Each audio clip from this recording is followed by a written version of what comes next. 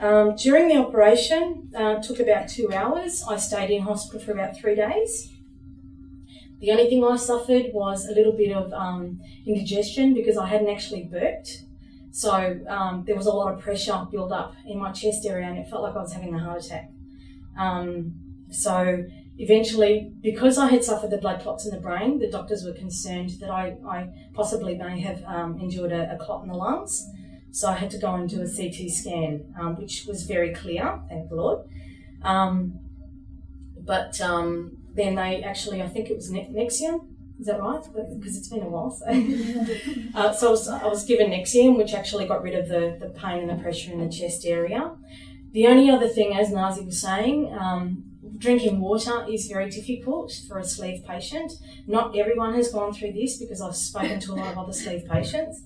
I actually felt like when I was drinking water, I could feel the water trickling down my esophagus and I could feel the metal going down. So I'd spoken to several lovely nurses on the ward who have a lot of hints and they told me to put a little bit of apple juice in the water and that will help me, drink the water with ease without feeling that really yucky, mentally taste in my chest.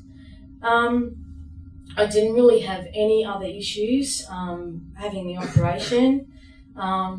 It was all great, really. The doctors and nurses were fantastic. I got a lot of little hints on the wards. I went home.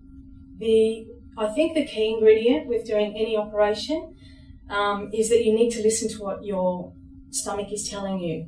So I never really had it. I've never had a vomiting bout at all throughout my whole 1.5 years of surgery. Because I don't drink and eat at the same time.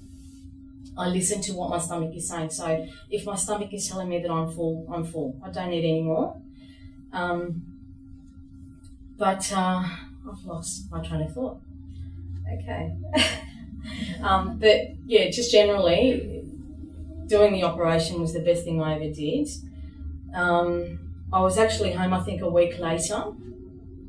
I think the hardest thing is trying to sit down on the table with everyone when no one else has done the operation and trying to eat dinner because they're all eating really quickly and you're like, okay, spoonful, talk.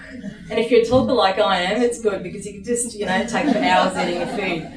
I think that the other easy thing that has helped me along this way is I work in a childcare centre environment and I work in the office. So sitting down eating my lunch is really great because I'm not like sitting down amongst a lot of people saying, oh, great, I've got to shove my food in and then feel sick afterwards. I actually eat as I work, which is really, really good for me. I think you really need to, people who decide to do the operation really need to understand that they need to change the way their train of thought is to listen to their stomach. So I hear a lot of people saying, oh, but it's non-reversible, Well, I don't want to do that because I'm too petrified of doing a non-reversible operation. But my train of thought is, well, why do the operation if you want it reversed? I think it's really ridiculous that people have that way of thinking. When I actually told people I was going to do the operation, I can't stress to you the negativity I got from so many people.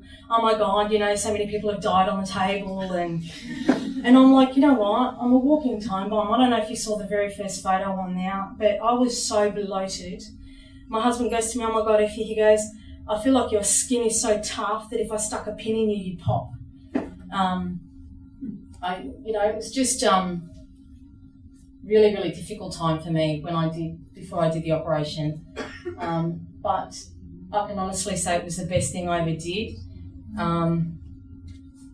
I also, just to go back, I did suffer a little bit of hair loss, but that didn't last very long. It was because I was losing a lot of weight initially, and that it's all gone now, so I've got lots of hair, as you can tell. Okay, what's the next one? Okay, my life after surgery has been very social, as you can tell in the photos. We actually got on a plane. Another thing I want to express to you, being a very overweight person at 152 kilos, my social life suffered a lot. My friends would say, come on, Effie, let's go out for dinner. When they tell me where we're going, I know it sounds a little bit sad, but I used to get in the car and drive down to where we were going to go to check out the place to see what the seating was like, because if it had handles, I'd say, no, I don't want to go. Getting on a plane was very difficult.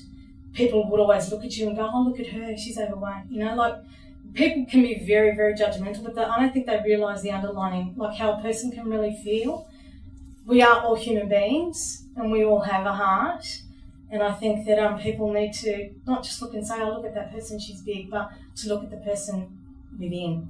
And one great thing that has come out of this is we actually now fly to Melbourne.